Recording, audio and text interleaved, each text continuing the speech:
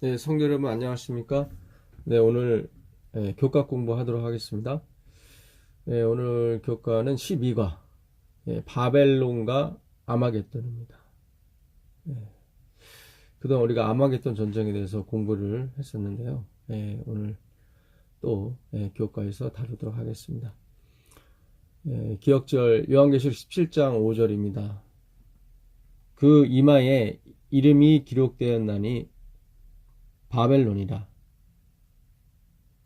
큰 바벨론이라 땅의 음녀들과 가증한 것들의 어미라 하였더라. 그 음녀, 가증한 것들, 그들의 이마에 바벨론이라. 그러니까 섞였다는 의미죠. 바벨은 혼돈, 섞였다는 의미입니다. 그 음녀라고 하는 것은 기존 남편을 두고 기존 하나님을 두고 또 다른 걸 섬기는 걸 음녀, 타락한 교회를 상징하는 것입니다. 교회는 성도를 말하는 거죠. 어떤 조직이라고 말할 수도 있겠지만 성경에서는 교회라고 하는 것은 고린도전서 1장 2절에 예수 그리스도의 이름을 부르는 모든 자라고 명시되어 있습니다. 그러니까 우리가 이번에 공부할 이 바벨론에 대해서는 어떤 조직을 의미할 수도 있어요. 사탄 잔체가 조직이니까요. 어느 특정한 단체를 의미할 수도 있습니다. 그러나 그 이상의 의미가 있습니다. 그래서 오늘 그것을 좀 공부해 보도록 하겠습니다. 그들의 이마에는 바벨론이라 써 있는데 하나님의 백성들 이마에는 요한계시록 14장 1절에 보게 되면 어린 양과 하나님의 이름, 하나님과 어린 양의 이름이 써 있습니다. 다 그 싸움 같아요. 용의 입, 짐승의 입, 거짓 선지자 입에서 나오는 말씀과 하나님의 입에서 나오는 어린 양의 입에서 나오는 말씀, 그 말씀의 싸움인 것입니다. 이거는 믿지 않는 자와 믿는 자의 싸움이 아니라 서로 믿는다고 하는, 우리의 아버지는 아브라함이라 우리가 음란한 데서 난 적이 없고 하나님은 한 분이시니라. 예수님을 대항했던 바리새인들의 입에서 나온 말이죠. 예수님께서 너희 아비는 마귀라고 말했거든요. 너희가 내 말을 듣지 않는 것은 너희 아비의 행사를 함이라. 요한복음 8장 43절 44절에 있는 말씀이죠. 그래서 하나님의 말씀을 듣는 사람들이 하나님의 백성들입니다. 마귀의 자녀들은 그들의 말을 듣죠. 그래서 그들의 이마에 이름이 기록되어 있다고 하는 것은 곧 말씀을 의미하는 것입니다. 이 바벨론은 구약에 와서는 바벨탑이라고 그러죠. 이 바벨의 그 원산지를 가보도록 하겠습니다. 창세기 11장 1절에 온 땅에 구음이 하나이요 언어가 하나이었더라. 이에 그들이 동방으로 옮기다가 신할 평지를 만나 거기 거하고, 여기 신할 땅을 잘 유념하세요. 동방으로 동쪽으로 가다가 아담과 하와도 동쪽으로 내어 쫓김을 당했죠. 예수님께서 동쪽에서 다시 오십니다. 마지막 아담이시죠. 쫓겨난 아담, 첫 번째 아담은 죄를 짊어지고 갔지만 두 번째 아담, 두 번째 동쪽에서 오시는 분은 우리의 모든 죄를 해결하시고 오시는 구주십니다. 그쪽에 신할 땅, 신할 평지, 이 바피아라고 되어 있는 평지는 에스겔 골짜기의 그 골짜기와 같은 뜻입니다. 다 죽어 있죠. 살아있다 하지만 다 죽은 사람들이 모인 곳이 바벨론인 것입니다. 서로 말하되 자 벽돌을 만들어 견고히 굽자 하고 이에 벽돌로 돌을 대신하며, 벽돌은 그들이 만든 행위를 말하고 돌은 하나님이 보내신 예수 그리스도를 말하는 것입니다. 결국 이 바벨론은 인본주의와 신본주의의 대결인 것입니다. 이 바벨론은 인본주의들이 모인 곳이에요. 그들은 처음부터 살인한 자고 하나님과의 관계를 끊은 사람들이고 처음부터 도둑질한 사람들입니다. 하나님의 의를 자기의 의로 도둑질한 사람들이죠. 하나님이 하신 것을 자기들이 했다고 주장하는 사람들. 그걸 벽돌이라고 하는 것입니다. 이스라엘 백성들이 이 벽돌을 구우려고 애굽에서 400년 동안 종살이를 했죠. 출애굽기 6장에서 하나님께서 그의 이름, 내가 아브라함과 이삭과 야곱에게도 말하지 않았던 그 이름 여호와를 말씀하시면서 그들로 그 벽돌 굽는 무거운 짐에서 열매를 맺으려고 하는 그 무거운 짐, 율법을 지켜서 구원을 얻으려고 인간의 가장 큰 고상한 행위로서 하나님께 가려고 하는 그런 무거운 짐에서 그들을 빼내셨다고 출애굽기 6장 3절 이후에 그렇게 말씀하고 계십니다. 그걸 에클레시아라고 하는 것입니다. 그 무거운 짐에서 불러내었다. 그것이 오늘날 교회의 탄생인 것입니다. 역청으로 진흙을 대신하고 또 말하되 자 성과 대를 쌓아 대 꼭대기에 하늘에 닿게 하여 우리 이름을 내고 온 지면에 흩어짐을 면하자 하였다. 하나님은 아담을 만드시고 생육하고 번성하여 땅에 충만하라 했는데 그들은 충만한 것이 아니라 한 곳에 모이기 시작했습니다. 그래서 그들의 목적은 뭡니까? 하늘에 가는 것인데 하늘에 닿아서 하려고 하는 일이 자기들의 이름을 내는 것입니다. 우리를 위하여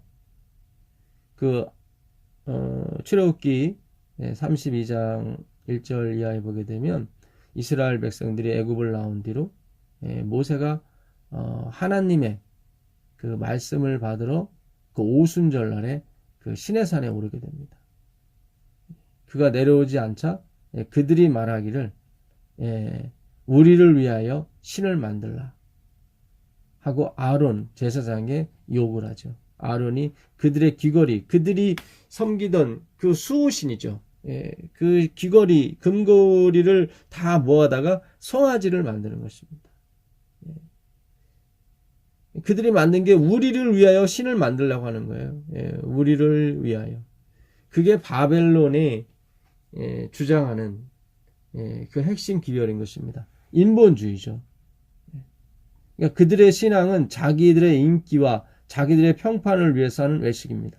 남들에게 잘 보여서 명성과 명예를 얻으려고 하는 거죠. 그러나 속은 쥐염 열매, 빈 껍데기인 것입니다. 그 탕자가 먹었던 것이 쥐염 열매, 형식, 허스크라고 하거든요. 껍데기입니다. 그것은 배부르지가 않습니다. 그 형식에 집착한 무엇을 지켜서 무슨 선한 일을 해서 하늘에 닿으려고 하는 것은 배가 부르지 않습니다. 그것이 바벨론이에요. 아까 신할 땅에 모였다고 하는데요. 그 신할 땅으로 처음 갔던 사람이 있습니다. 함의 아들 구스의 아들 니므롯이죠. 함은 여러분 잘 아시다시피 아버지의 하체를 보고 비난했던 덮어주지 못했던 그런 아들이었습니다. 둘째 아들이었죠. 그가 저주를 받아서 종의 종이 될 거라고 했었죠. 그 함이 낳았던 구스가 낳았던 아들 니므롯, 그러니까 함의 손자였죠. 그 니므롯은 반역이라는 뜻입니다.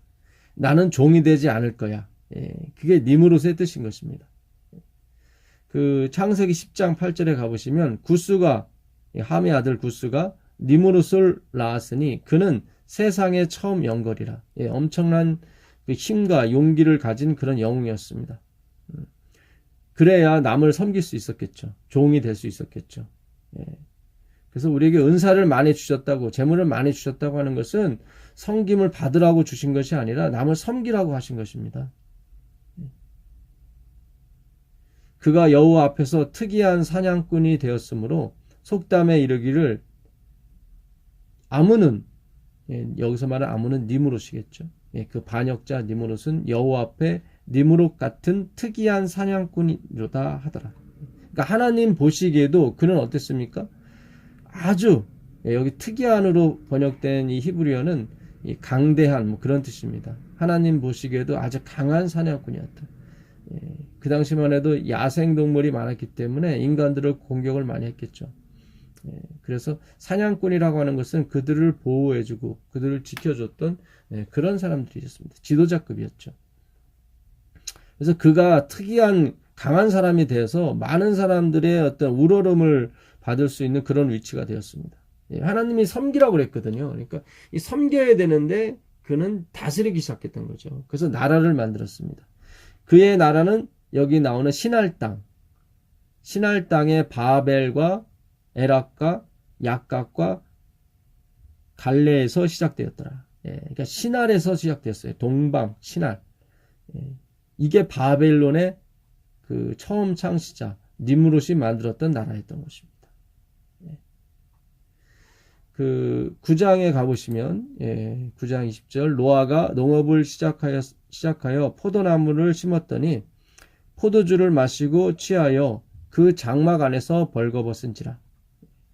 하나님께서 이 땅에 그 하나님의 아들들이 사람의 딸들과 동침을 해서 그 네피리 후손 강대한 사람 은혜에서 떨어져 나갈 정도로 스스로를 의지할 수 있었던 그런 네피림 후손을 만들었죠. 그들은 창세기 6장 4절 이하에 보게 되면 그들은 강대한 사람이었고 그들도 아주 명성이 많은 사람이었습니다. 그런데 하나님이 다시는 그들과 함께하지 않았습니다. 하나님의 신이 여호와의 신이 다시는 그들과 함께하지 않겠다고 그랬거든요. 그러니까 명성이 있고 그렇게 스마트한 그런 사람들이 하나님과 함께하는 것이 아니라 정말로 마음이 심령이 가난하고 무지하고 오라 나는 곤고한 사람이라고 외치는 사람들과 하나님이 함께 하시는 것입니다. 근데 우리는 자꾸 유명한 사람, 명성 있는 사람을 만들기 위해서 오늘도 기도하고 있고 오늘도 노력하고 있고 오늘도 학교를 보내고 있는 것입니다. 이게 사실상 바벨론의 교육이에요. 그래서 하나님이 홍수로 다 멸망시켰죠. 그렇게 홍수로 모든 것을 다 멸망시켰음에도 불구하고 죄가 사라지지 않았습니다. 이 노아가 술을 마셨다는 것은 그 홍수로도 하나님의 그 칼로도 죄를 없이 하지 못했더라. 그런 것을 우리에게 암시하고 있는 것입니다. 결국 온 인류는 하나님의 아들의 죽음, 그 하나님의 피를 원하는 것입니다. 그 피만이 하나님의 피만이 우리들을 바벨론에서 나오게 하고 이 어지럽고 혼돈된 생활에서 질서를 부여할 수 있는 것입니다. 그래서 땅이 공허하고 혼돈하고 흑암은 깊음에 있을지라도 하나님의 신이 그의 은행함으로 말미암아 빛이 있으라며 빛이 있었던 것처럼 하나님의 피가 하나님의 공로가 하나님의 은혜가 우리를 혼돈과 어둠 속에서 탈출시켜 주시는 것입니다. 우리가 아무리 씻고 아무리 훌륭한 일을 하고 아무리 예배를 많이 드릴지라도 우리가 예수님의 피를 의지하지 않는다면 그것은 바벨론인 것입니다. 그 에레미야서 2장을 가보시면 하나님께서 요시야 당시에 유다 백성, 이스라엘의 자매였죠. 유다 백성에게 하신 말씀이 여기 기록이 되어 있습니다. 2장 21절 내가 너를 순전한 참 종자 곧 귀한 포도나무로 심었거늘 내게 대하여 이방 포도나무의 악한 가지가 됨은 어찌 됨이냐 주 여호와의 말씀이니라 내가 잿물로 스스로 씻으며 내가 많은 비누를 쓸지라도 내 죄악이 내 앞에 그대로 있었으니 내가 어찌 말하기를 나는 더럽히지 아니하였다 바알들의 뒤를 따르지 아니하였다 하겠느냐. 그러니까 그들은 열심히 제사 드리고 그들은 열심히 예배 드렸습니다. 산당과 신접한 자를 내쫓고요. 그게 눈에 보이는 실적을 올리긴 했지만 그들의 마음속에 있는 자기를 사랑하고 자아를 숭배하는 자기 기만에서는 빠져나오지 못했던 것입니다. 겉으로 보기에는 바알을 섬기지 않는 것 같고 겉으로 보기엔 깨끗한 것 같지만 하나님 보시기에는 아직도 너희는 더럽고 아직도 너희들은 바알, 이 바알이라는 게 남편이거든요. 바알을 하나님 쪽으로 해석하면 남편이 되는 것입니다. 이방 쪽으로 해석하면 그게 바알이 되는 것이고 태양신이 되는 거죠. 이 바알은 태양신이란 그런 뜻입니다. 태양의 아들. 그래서 너희가 아무리 스스로 씻으며 네가 많은 스스로 씻는다는 거 많은 비누를 쓴다는 것은 많은 선행을 의미하겠죠. 어떤 그런 선행을 함으로 자기 죄를 씻으려고 하는 것은 밑빠진 독에 물 붓기식인 것입니다. 여기 2장 13절에도 같은 말씀이 있어요. 13절에 보게 되면 내 백성이 두 가지 악을 행하였으니 곧 그들이 생수의 근원되는 나를 버린 것과 그렇죠. 그러니까 모든 선행과 모든 덕의 기초가 되시고 근원이 되시는 그 본질 되시는 하나님을 버린 거죠. 그게 첫 번째 악이었고요. 스스로 웅덩이를 판 것인데 그것은 그들을 가두지 못할 터진 웅덩이라. 그러니까 스스로가 뭔가를 만들어내서 스스로가 그 선악과 지식의 나무를 먹게 되면은 그들이 지식이 많아져서 하나님처럼 될 것이라고 했던 착각이죠. 그러니까 그 선악과의 사상은 계속 이어져서 이스라엘 백성 하나님을 섬기기 위해서 성전을 만들고 그곳에서 제사를 지냈던 그 백성들의 마음에서 빠져나오지 못했던 것입니다. 그 선악과 사상이 그들은 지울 수가 없었던 거예요. 1000번 양을 잡고 1000번 송아지를 만들지라도 그건 다 그림자에 불과했던 것입니다. 오히려 그들의 죄만 드러나게 될 뿐인 거죠. 그게 히브리서 10장 1절에 있는 내용 아닙니까? 율법은 참 것의 그림자라. 우리를 씻지 못하고 우리가 죄됨을 드러날 뿐인 것입니다. 그래서 이 아마겟돈 전쟁도 결국은 그거예요.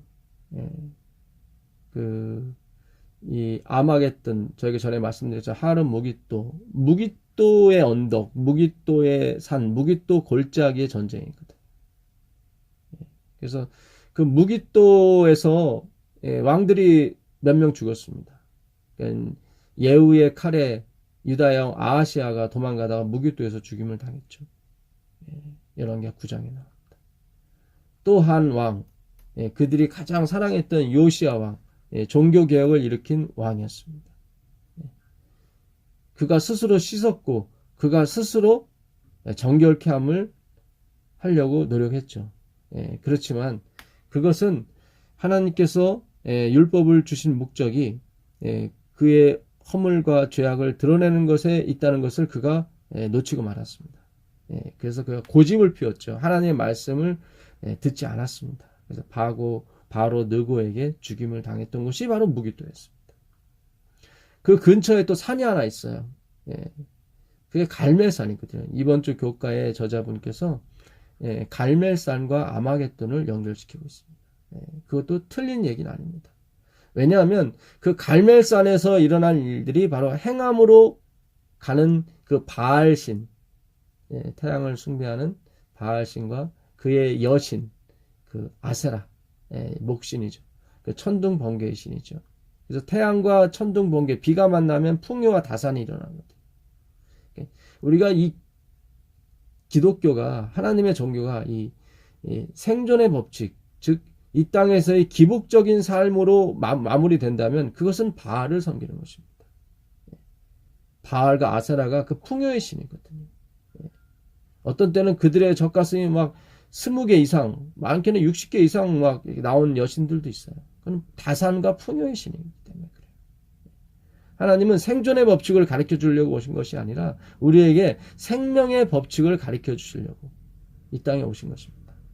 그래서 오늘날 기독교가 죽만 먹어서는 안 됩니다. 기적과 이적만 바란다면 반드시 그 사람들은 아마겟돈 전쟁에서 하나님의 편이 아니라 사탄의 편에 서게 되어 있습니다. 우리는 기적과 이적으로 홍해가 갈라짐으로 그것을 믿는 것이 아니라 그것을 행하신 그 하나님을 믿기 위해 존재하는 사람들인 것입니다. 예. 그래서 결국 노아가 술을 먹었던 것은 홍수도 그들의 죄를 지우지 못했다. 그것을 우리에게 알려주는 것입니다. 22절 창세기 9장 22절에 보게 되면 가나안의 아비 함이 그 아비의 하체를 보고 밖으로 나가서 두 형제에게 고하매 셈과 야벳이 옷을 취하여 그 형제에게 고했다고 하는 것은 아버지의 죄를 들춰냈다는 거죠. 율법을 의미합니다. 사실 율법을 정지하는 것거든. 그렇다고 율법이 저주를 받는다 그런 뜻은 아닙니다. 그러니까 어떤 한 부분만을 우리가 표상해야지 모든 것을 그렇게 몰고 가면 안 되거든요. 그러니까 그 율법의 저주에서 우리를 속량하셨다고 그랬거든요. 그러니까 율법이 우리에게 저주를 했단 말이죠. 죄의 삭은 사망이라고. 거기서 우리를 속량하셨어요. 그러니까 함의 죄에서 하나님이 우리를 속량하신 거예요. 근데 함이 그걸 깨닫지 못했던 거죠. 셈과 야벳이 옷을 취하여, 여기 옷은 그리스도의 옷. 전에 우리가 배운 대로 겉옷을 말하는 것입니다. 예수 그리스도의 피로 짠 그 옷을 취하여, 이게 바로 아마겟돈 전쟁에서 깨어있으라. 너희가 자기 옷을 지키어 벌거벗지 아니하고 그 수치를 가리는 자는 복이 있다고 말씀하시고, 그 옷을 말하는 거예요. 그 세마포 옷이죠. 예수님께서 짜주신 옷. 로마서 13장 14절에는 그리스도로 옷 입으라고 그랬거든요. 갈라디아서 3장 27절에 예수 그리스도와 합하여 침례를 받은 사람은 그리스도로 옷 입었다고 나오는 것입니다. 그 옷을 말하는 것입니다. 셈과 야벳은 예수 그리스도의 옷을 취해서 자기들의 어깨를 메고 뒷걸음쳐 돌아가서 아비의 하체에 덮었으니 그들이 얼굴을 돌이키고 그 아비의 하체를 보지 아니하였도다. 예수님께서는 우리의 허물을 보지 않으시고 값없이 그 부끄럽고 허물이 많은 그 백성들에게 가서 그걸 덮어주시는 것입니다. 그것이 차다크, 정결케 함을 입는다. 공이라고 번역된 차다크인 것입니다. 하나님의 의로 번역이 되죠. 신약에 가게 되면 디카의 오수나 복음에는 하나님의 의가 나타나서 믿음으로 믿음에 이르게 하나니 오직 나의 의는 믿음으로 말미암아 살리라. 할 때 그게 차다크인 것입니다. 우리는 하나님의 은혜를 먹고 사는 사람들입니다. 하나님의 은혜가 없으면 저는 죽은 사람입니다. 이렇게 고백하는 것이 아마겟돈 전쟁에서 승리하는 비결인 것입니다. 그것이 그리스도의 옷을 취하는 거죠. 노아가 술이 깨어 그 작은 아들이 자기에게 행한 일을 알고 이에 가로되 가나안은 저주를 받아 그 형제의 종들의 종이 되기를 원하노라. 그래서 함이, 이 가나안이 결국은 그 저주를 받게 되고 그 형제의 종들의 종이 되는 것입니다. 그러니까 영원한 종을 말하는 거죠. 종들의 종이라고 하는 것은 종에서 해방을 돼도 다시 종인 거예요. 왜냐하면 종들의 종이니까. 그런데 그 가나안이, 그 함의 자손 니므롯이 반역, 이름 자체가 반역이에요. 니므롯은 반역이라는 단어입니다. 나는 종이 될 수 없다. 그래서 결국 그가 지도자, 다스리는 자, 바벨 탑을 쌓게 되는 것입니다. 결국 우리의 이름을, 하나님의 이름이 아니라, 종은 자기 이름이 없습니다. 주인의 이름을 내는 거죠. 그 요한계시록에 짐승이 나오는데, 짐승이 그 말을 하게 되죠. 입을 가지고. 용의 입, 짐승의 입, 거짓 선지자의 입이죠. 그 짐승이라고 하는 것은 짐승의 그 창조의 목적은 인간을 섬기는 것입니다.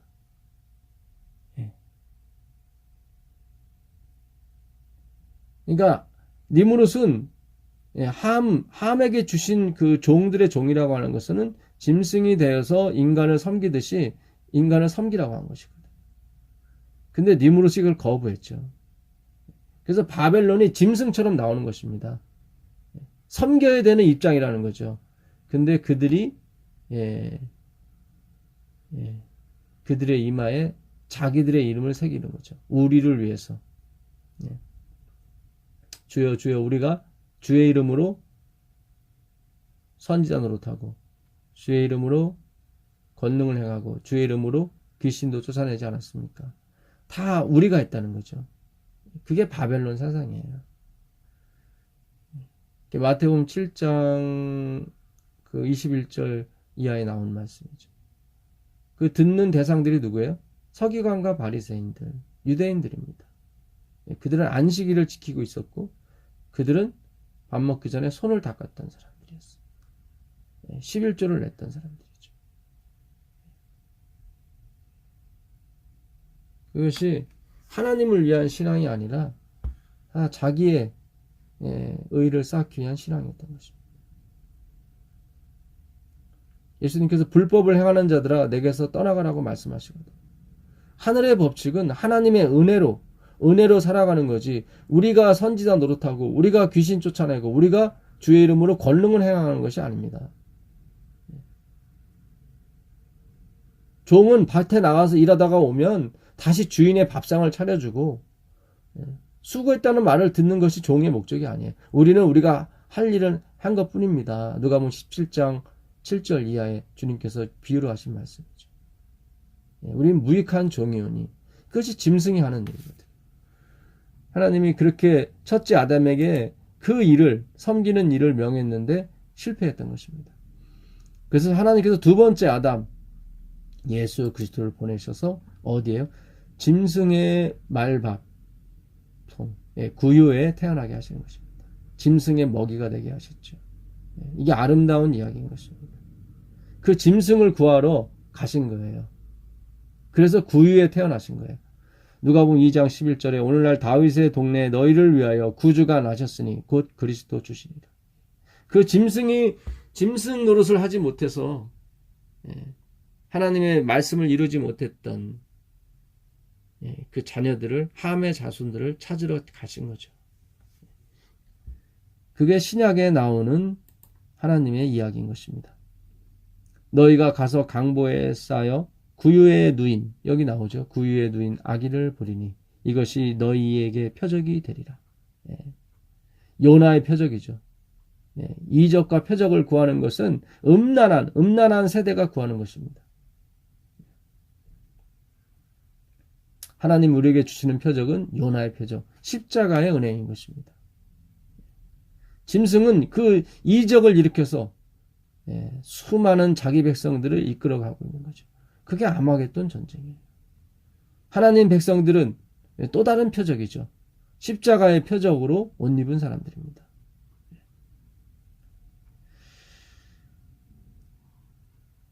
그 마태복음 가보시면 20장 28절에 인자가 온 것은 섬김을 받으려 함이 아니라 도리어 섬기려 하고 자기 목숨을 많은 사람의 대속물로 주려 합니다. 이게 원래 함에게 요구하셨던 첫째 아담에게 요구하셨던 그 사명이었는데 그걸 감당하지 못함으로 예수님께서 이 땅에 오셔서 그 짐승이 되셔서 짐승의 밥이 되셔서 내 살과 피를 먹는 자는 하나님의 뜻을 이룰 수 있느니라고 주님께서 말씀하셨고 그래서 그 짐승의 밥이 돼서 그 짐승 속으로 들어가신 그리스도께서 그들 안에 있는 그 죄를 자기를 사랑하고 하나님을 대적하고자 하는 그런 마음들을 다 씻겨내시고 생명의 빛으로 재탄생케 해주시는 것입니다. 그게 하늘의 이야기인 것입니다. 그걸 겟나우 아노뎀 거듭났다고 얘기하는 것입니다.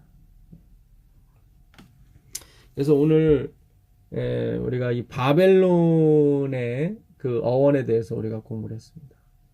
그 바벨론의 느부갓네살 왕이 그 다니엘서 4장 30절에 보게 되면 그 바벨론 성을 보면서 그가 외치죠. 이 성은 내가 나를 위하여 나 왕이 말하여 이르되 이 큰 바벨론은 내가 능력과 권세로 건설하여 나의 도성으로 삼고 이것으로 내 위엄의 영광을 나타낸 것이 아니냐. 다 나입니다. 예수님께서는 이 땅에 오셔서 이 성경은 너희가 성경을 얻기 위하여 영생을 얻기 위하여 이 성경을 상고하거니와 이 성경은 내게 대하여 증거한 것이라고 말씀하십니다. 그러니까 우리가 성경을 잘못 읽으면 다 내가 무엇을 해야 되고 내가 뭘 예배해야 되고 내가 하는 것으로 다 이게 그렇게 보입니다. 그러나 그렇지 않습니다. 이 성경은 다 하나님이 우리를 봉사하시고 하나님이 우리를 위해 장막을 지시고 하나님이 어린 양이 되셔서 돌아가시는 장면을 대역으로 인간이 쓴 것뿐이지 그 주체는 그 본질은 하나님인 것입니다. 그러니까 하나님이 느부갓네살을 통해서 이 바벨론 성을 만드신 것인데 이 바벨론의 왕으로 있었던 느부갓네살은 다 자기가 지었고 자기가 건설했다고 나오는 것입니다. 그것이 바벨론 사상이에요. 바벨론 사상. 그래서 이 아마겟돈 전쟁은 신분주의와 인본주의의 싸움인 것입니다. 신분주의는 뭡니까? 율법주의고 자중심주의인 거죠. 신본주의는 뭐예요? 믿음주의예요. 믿음으로 말미암는. 인본주의는 행함으로 가는 것이고 신본주의는 믿음으로 가는 것입니다. 바벨론은 내가 하는 것이고 하나님의 백성은 하나님께서 하시는 것입니다.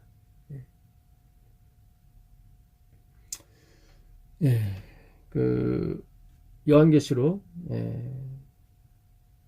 그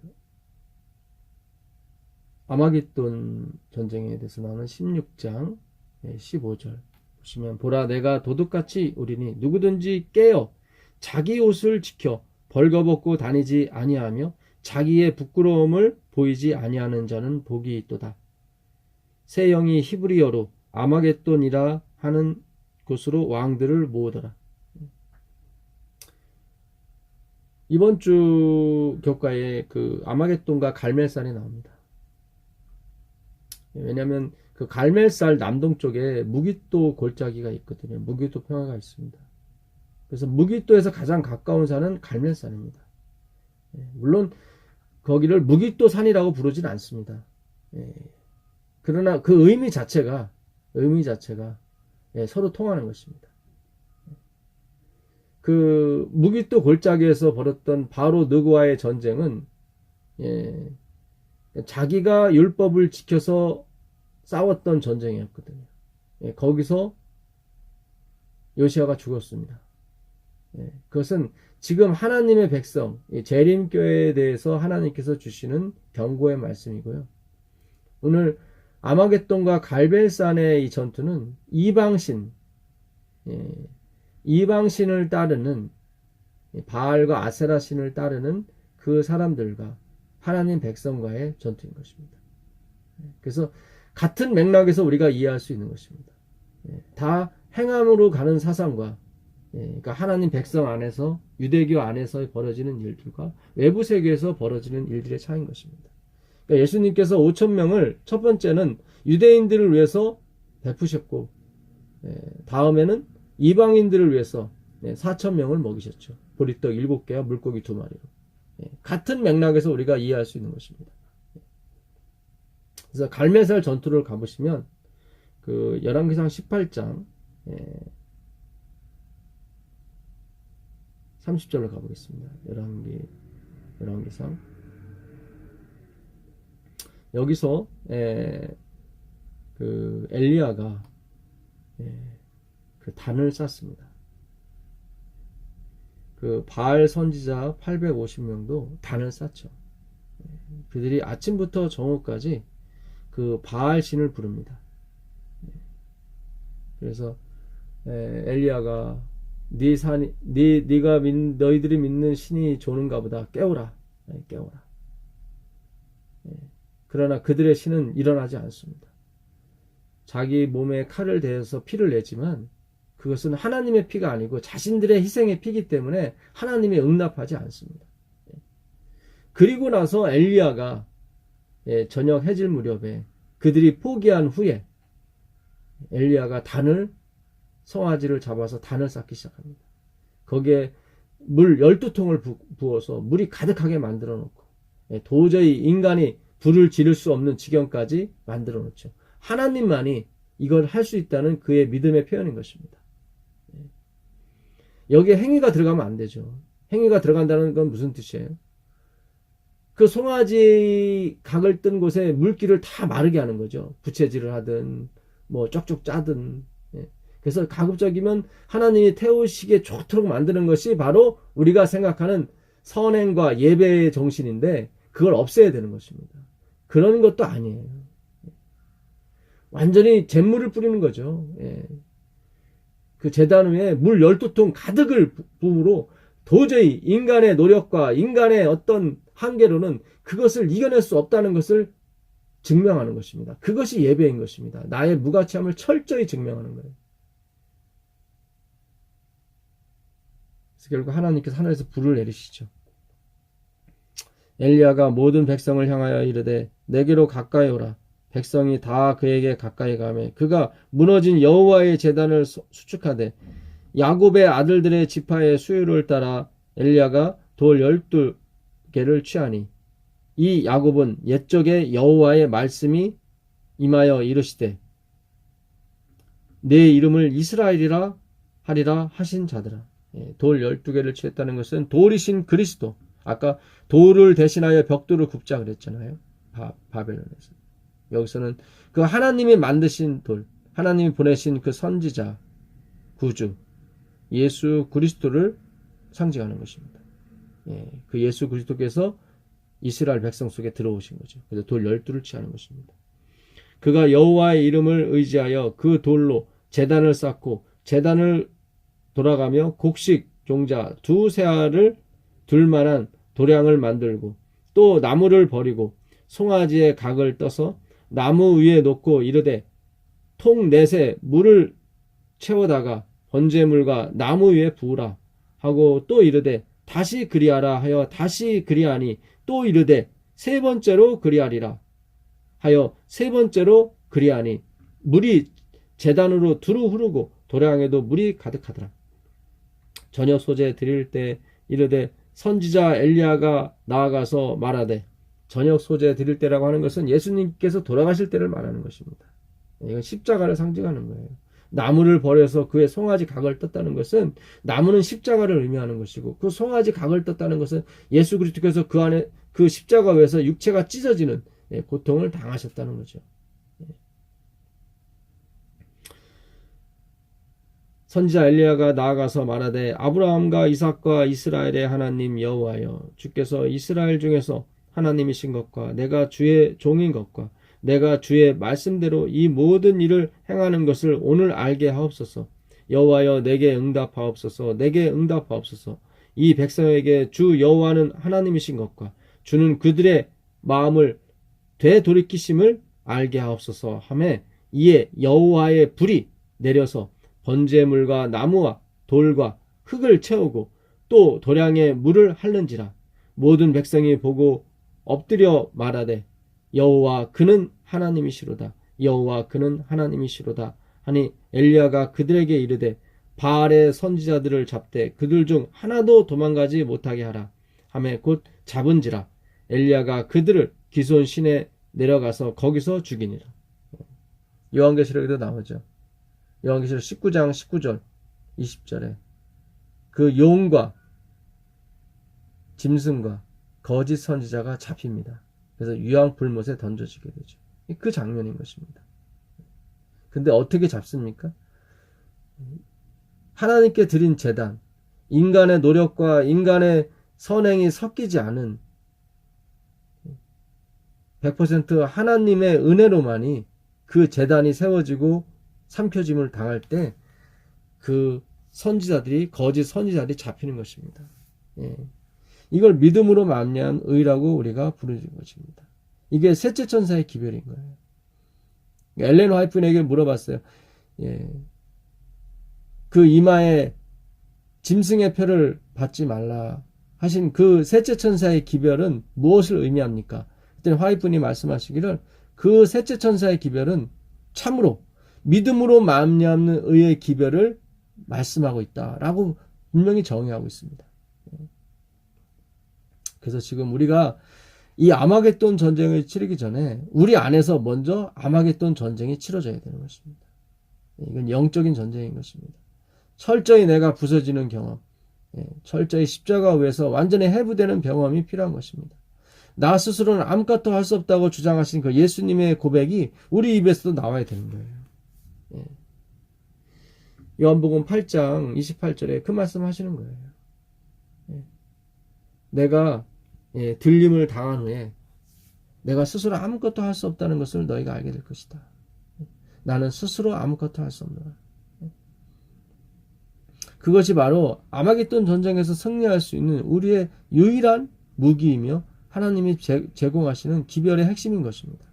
하나님만이 그 일을 하시는 거예요. 모세와 및 어린 양의 노래의 주제가 뭐예요? 오직 당신만이 거룩하십니다. 당신만이 의로우십니다. 그 모세의 경험을 한 사람들, 반석의 지팡이로 두 번 내리치면서 한 말이 무엇입니까? 우리가 너희를 위해서 물을 내랴. 마치 자기들이 물을 주는 것처럼 모세가 표현함으로 말미암아 많은 백성들의 신앙적인 그런 사상을 흔들게 됐던 것입니다. 그래서 모세가 하나님이 돼버린 거죠. 갑자기 짐승이 돼버린 거예요. 섬기라고 보냈는데 지도자가 돼버린 거예요. 그래서 하나님께서 그를 잠재우신 것입니다. 그게 모세의 경험의 노래예요. 어린 양의 노래는 뭐예요? 나는 스스로 아무것도 할 수 없노라. 그걸로 승리하신 분이죠. 그래서 모세와 및 어린 양의 노래를 부르게 되어 있는 것입니다. 나는 결코 할 수 없다. 그게 모세의 노래예요.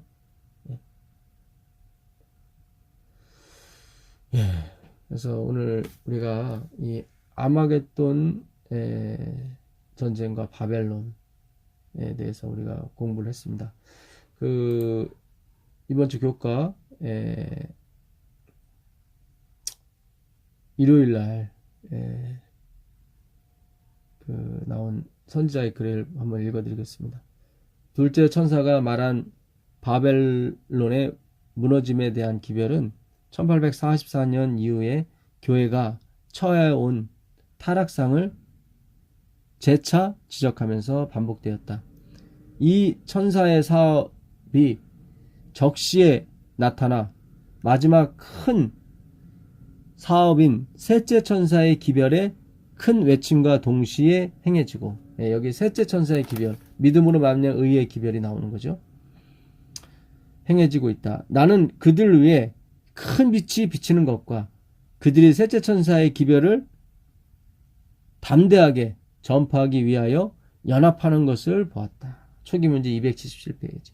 이 초기문제 277페이지를 그 한 장을 전체 읽어보면 이 1844년에 윌리엄 물러의 재림 운동이 있었을 때 무너졌다 큰 성 바벨론이라고 하지 않았습니까? 그때가 둘째 천사라는 거예요. 그 다음에 1888년에 셋째 천사의 기별이 외쳐졌어요. 그 셋째 천사의 기별은 둘째 천사의 기별을 포함하고 있는 것입니다. 그래서 믿음으로 말미암는 의는 인간의 행위에서, 인간의 타락한 본성에서 벗어나 오직 하나님께만 귀의하자는 그런 기별이거든요. 그래서 인간에게 비춰진 초점, 유대주의, 율법주의, 인본주의죠. 거기에서 벗어나 오직 하나님으로 말미암아 구원 얻는 그 기별 속에 우리의 모든 것을 바치고 초점을 맞추자는 것이 셋째 천사의 기별인 것입니다. 그래서 반드시 이 마지막 시대에 다른 힘센 천사, 요한계시록 18장 1절 2절에 나오는 그 힘센 천사, 그 하나님의 빛을 가지고는 그 천사가 빛을 발함에 성이 무너지거든요. 바벨론 성이. 그래서 지금 셋째 천사와 그 다른 천사, 네 번째 천사가 힘을 합쳐서 이 사업을 마치듯이 반드시 셋째 천사를 전파하기 위하여 연합하는 것을 보았다고 나오거든요. 이 천사를 얘기하는 것은 하나님 백성들을 의미하는 것입니다. 그래서 이 바벨론에 있던 이로이를 섬기고 속았던 그런 백성들과 율법주의에 빠져서 허덕이던 이 재림교 안에 있는 백성들이 결국 회개함으로 말미암아 합쳐지게 되는 것입니다. 연합을 하게 돼서 그래서 하나님 사업을 마치는 거예요. 그래서 이 땅에는 셋째 천사의 기별을 전하는 사람들이 있어요. 믿음으로 말미암는 순수한 믿음으로 말미암아 의의 기별을 전하는 사람. 그 사람들과 하늘에서 새로운 빛, 새로운 빛이라고 하는 것은 더 강력한 빛을 말하는 거죠. 앞으로 저보다 더 강력한 기별을 전하시는 분이 나올 거예요. 정말 오직 예수, 오직 은혜, 오직 믿음, 오직 예수로 말미암아, 오직 성경으로 말미암아 구원 얻는 하나님의 법칙을 하나님의 그 생명의 법칙을 더 강력하게 주장하시는 분이 나오실 것입니다. 우리가 그들과 우리가 힘을 합쳐서 이 사업을 마무리하게 될 것입니다. 월요일 날 바벨론의 죄는 차고 넘쳐 있으며 그의 멸망의 시기는 절박해 왔다. 그러나 하나님께서는 바벨론 가운데 한 백성을 가지고 계신다. 그러므로 하나님의 심판이 내리기 전에 그 충성된 자들은 그의 죄에 참여하지 말고 그의 받을 재앙들을 받지 말도록 불러냄을 받아야 한다. 각시대 대등투 604페이지입니다. 이 마지막 사업은 어느 교단이 하는 것이 아닙니다. 이 마지막 사업은 하나님의 말씀을 받은 사람들이 마무리를 하게 될 것입니다. 근데 그 사업을 한 백성이 바벨론에 있습니다. 그 섞인 하나님도 하고 나도 하고 그 섞인 사상에서 헤어나오지 못하는 그 백성들을 깨워서 다시 시작해야 되는 것입니다. 그 오늘 요한계시록 16장 15절에 깨어 자기 옷을 지키라고 나와 있죠. 깬다는 말은 예수님께서 신약성경에 아주 많이 사용하셨습니다. 마태복음 25장에 가보시면 여기서도 깨어라는 말이 나오거든요. 마태복음 25장 그 열처녀의 비유 13절에 가보시면 그런즉 깨어 있으라 너희는 그 날과 그 때를 알지 못하느니라. 그 등과 기름을 가진 열처녀들이 다 졸며 잤습니다. 5절에 보니까 그들이 다 졸며 잤어요. 신랑이 더디옴으로 다 졸며 잘세. 근데 밤중에 밤등 소리가 났죠. 신랑이로다 맞이하라. 그때 등만 가졌던 미련한 처녀들은 신랑을 맞지 못합니다. 그런데 자기를 믿지 못하고 자기를 신뢰하지 못한 이 슬기로운 처녀들은 자기가 잘 줄 알고 기름을 준비했던 거예요. 분명히 내가 잘 것이다 하고 기름을, 겸손한 여인들이에요. 겸손한 교회들이에요. 자기들을 신뢰하지 않은 사람들이에요. 그래서 기름을 준비했던 거예요. 하나님을 의지했던 사람들이죠. 그걸 깼다고 표현하는 것입니다. 그 기름을 가진 사람을 깼다고 표현하는 거예요. 그 사람들이 어떻게 됐습니까? 등불을 밝혔던 것입니다. 이 등불은 바로 요한계시록 21장 23절에 예수 그리스도께서 등불이 되심이라 이렇게 나오거든요. 바로 예수님만을 밝혔던 사람이에요. 그 기름을 온전히 예수님을 밝히는 데만 썼던 사람들이에요. 자기가 아니라. 이 등불이 꺼져갔던 사람들은 자기에게도 포커스를 맞췄던 사람들이죠. 그 사람들은 꺼져가게 돼 있습니다.